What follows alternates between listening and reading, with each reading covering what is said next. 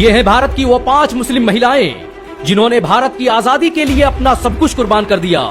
इन मुस्लिम महिलाओं ने भारत के लिए जो किया वो आज तक कोई नहीं कर पाया। भारत को आजादी दिलाने और उसे ताकतवर बनाने में इन मुस्लिम महिलाओं का बड़ा योगदान रहा। भारत की आजादी में योगदान देने वाली मुस्लिम महिलाओं की लिस्ट में पहला नाम आबादी बानो बेगम का आता है। इन्हें दुनिया बी अम्मा के नाम से भी जानती है। आजादी के महान नायक मोहम्मद अली जौहर और शौकत अली जौहर आबादी बानो बेगम के ही बेटे थे।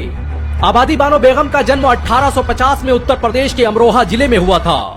इनके पति अब्दुल अली खान रामपुर रियासत के वरिष्ठ अधिकारियों में से थे, लेकिन अचानक हुई उनकी मौत ने सब कुछ बदल कर रख दिया। अब्दुल अली की मौत के बाद आबादी बानो बेगम ने अकेले दम पर अपने 5 बच्चों को पाला पोसा और फिर उन्हें देश की आजादी के लिए वक्फ कर दिया। आबादी बानो बेगम पहली भारतीय मुस्लिम महिला थी जिन्होंने सक्रिय रूप से राजनीति में हिस्सा लिया और भारत की आजादी में निर्णायक भूमिका निभाई। इन्होंने 1917 में अंग्रेजों के खिलाफ सबसे ज्यादा पैसे दान किए और 1920 में खिलाफत आंदोलन का नेतृत्व किया। अंग्रेजों ने जब एनी बेसेंट और मौलाना मोहम्मद अली जौहर और शौकत अली को गिरफ्तार करके जेल भेज दिया तो आबादी बानो बेगम ही वो महिला थी जिन्होंने बाल गंगाधर तिलक के साथ मिलकर आंदोलन चलाया।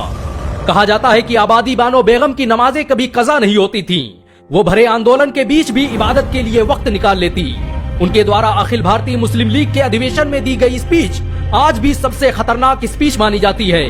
महात्मा गांधी के सामने दी गई इस स्पीच ने पूरे अंग्रेजी साम्राज्य की जड़ें हिला दी थी। भारत की आजादी में योगदान देने वाली महिलाओं की लिस्ट में दूसरा नाम बीबी अब्दुल सलाम का आता है। इनका जन्म 1917 में पटियाला के मशहूर जमींदार अब्दुल माजिद खान के यहाँ हुआ था। इन्हें महात्मा गांधी की बेटी के नाम से भी पुकारा जाता है। बीबी अब्दुल सलाम ने भारत की आजादी और हिंदू मुस्लिम एकता को मजबूत करने में बड़ा योगदान दिया। इनकी वजह से ही बंगाल और पंजाब में होने वाले हिंदू मुस्लिम दंगों की आग शांत हो पाई थी। बीबी अब्दुल सलाम गांधी के राष्ट्रवादी आंदोलन का हिस्सा थी। इन्होंने कई सालों तक गांधी के सेवाग्राम आश्रम का संचालन किया। ये कई सालों तक इंडियन वुमेन कांग्रेस कमेटी का हिस्सा रही। 1947 में भारत पाक बंटवारे के वक्त इन्होंने शरणार्थियों के लिए बहुत से संगठन बनाए और लोगों की विस्थापित होने में मदद की। इनकी कोशिशों से ही पटियाला भारत का हिस्सा बन पाया था। भारत की आजादी में योगदान देने वाली महिलाओं की लिस्ट में तीसरा नाम बेगम हजरत महल का आता है। इन्होंने ही 1857 में अवध में होने वाले स्वतंत्रता संग्राम का संचालन किया था। बेगम हजरत महल का जन्म 1820 में फैजाबाद में हुआ था। ये अवध के नवाब वाजिद अली शाह की दूसरी बीवी थी।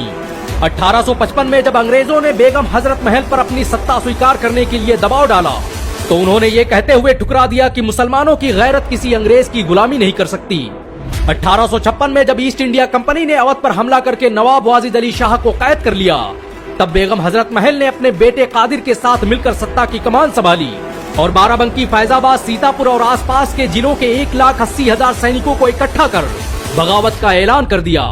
बेगम हजरत महल अपने आखिरी वक्त तक अंग्रेजों के खिलाफ लड़ती रहीं। उनके द्वारा लड़ी गई जंग के निशानात आज भी लखनऊ रेजिडेंसी, हजरतगंज और कैसरबाग के रास्तों पर मौजूद हैं। भारत सरकार उनके नाम के कई अवार्ड और स्टाम्प पेपर भी जारी कर चुकी है। भारत की आजादी में योगदान देने वाली महिलाओं की लिस्ट में चौथा नाम बेगम अनीस किदवाई का आता है। इन्होंने अपनी पूरी जिंदगी भारत की आजादी और उसकी स्वतंत्रता के लिए कुर्बान कर दी। बेगम अनीस किदवाई का जन्म 5 मई 1906 को बाराबंकी जिले में हुआ था।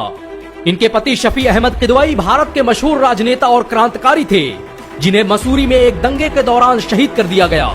पति के मौत के बाद इन्होंने दिल्ली का रुख किया और गांधी के साथ स्वतंत्रता संग्राम का हिस्सा बन गई। बेगम अनीस किदवाई के पिता शेख विलायत अली भी आजादी के एक महान नायकों में से थे। बाराबंकी में जंगे आजादी का बिगुल इन्हीं के द्वारा फूका गया। भारत के पहले संचार मंत्री रहे रफी अहमद किदवाई इन्हीं के खानदान से ताल्लुक रखते हैं। ये वही रफी अहमद किदवाई थे जिनकी मौत पर मौजूदा प्रधानमंत्री जवाहरलाल नेहरू खुद बाराबंकी आए और उनके गाँव मसौली में तदफीन में शामिल हुए। बेगम अनीस किदवाई ने 1956 से 1962 के दरमियान कई सालों तक राज्यसभा सांसद के रूप में अपनी सेवाएं दी। उन्होंने आजादी के बाद बहुत से राहत शिविर स्थापित किए जिनके द्वारा लाखों गरीबों की मदद की गई। भारत की आजादी में योगदान देने वाले महिलाओं की लिस्ट में 5वां नाम बेगम निशातुन निसा मोहानी का आता है। ये भारत के मशहूर क्रांतिकारी और इंकलाब जिंदाबाद का नारा देने वाले हसरत मोहानी की बीवी थी। इन्होंने बाल गंगाधर तिलक के साथ मिलकर कई विद्रोहों का कामयाबी से संचालन किया। बेगम निशातुन निसा का जन्म सन 1884 में मोहान में हुआ था। ये 1920 में शुरू होने वाले खिलाफत आंदोलन का प्रमुख महिला चेहरा थी। इनके पिता सैयद शबीब मोहानी ने भी भारत की आजादी में बढ़ चढ़कर हिस्सा लिया। भारत में जब बहिष्कार आंदोलन की नींव पड़ी तो निशातुन्निसा वो पहली भारतीय महिला थी जिन्होंने अंग्रेजों के विरोध में भारत के पहले खादी स्टोर का उद्घाटन किया और अंग्रेजी सामान का बहिष्कार करने की रणनीति बनाई। ये कई सालों तक भारत के मशहूर अखबार उर्दू-ए-मोहल्ला की प्रकाशक रही। इन सब के अलावा ऐसी बहुत सी मुस्लिम महिलाएं हैं जिन्होंने भारत की आजादी और उसकी अस्मिता के लिए अपना सब कुछ कुर्बान कर दिया। सच तो यह है कि भारत की आजादी मुसलमानों के बगैर मुमकिन न थी। बेशक मुसलमानों ने जो इस देश के लिए किया वो कोई और नहीं कर सकता, लेकिन आप एक काम जरूर कर सकते हैं, वो है इस वीडियो को 1 लाख लाइक तक पहुंचाना। अगर एक मुसलमान होने के नाते आपको